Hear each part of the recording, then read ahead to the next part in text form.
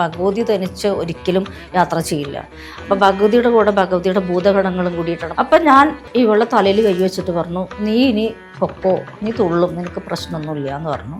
സർപ്പത്തിന് തുള്ളിയെന്ന് മാത്രമല്ല, 6 വർഷം ഈ കുട്ടി മനസ്സസ്സായിരുന്ന കുട്ടി മനസ്സസ്സായിട്ടുമില്ല, ഇവിടെ സർപ്പത്തിനെയും തുള്ളിയ. അന്തരീക്ഷത്തിൽ അനവധി ഊർജ്ജങ്ങളുണ്ട്.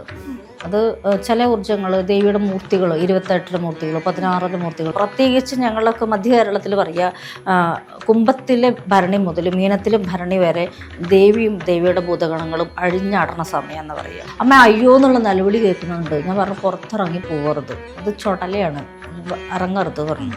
കയറാൻ പറഞ്ഞു, അകത്തേക്ക് കയറൂ, ഭഗവതിയുടെ വരുത്തുപോക്ക് വരുന്ന സമയമാണ്. അത് എനിക്ക് കൃത്യമായിട്ട് കാണിക്കണം, ദേവിയും പരിവാരങ്ങളും അതേ പോണത് കാണിക്കണം.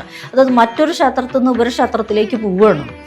ആ നേരത്തെ ഇയാൾ അവിടെ ഉണ്ടെങ്കിൽ ഇയാൾക്ക് എന്തുവേണമെങ്കിലും സംഭവിക്കാം, മരണം വരെ സംഭവിക്കാം. ഒരു ദിവസം ഞാൻ ഒളിച്ചു നിന്നു, മറിഞ്ഞു നിന്നിട്ട് ഇത് എന്താ വരുന്നത് കണ്ടുപിടിക്കാൻ വേണ്ടിയിട്ട് നിന്നപ്പോൾ ശക്തമായ കാറ്റ്.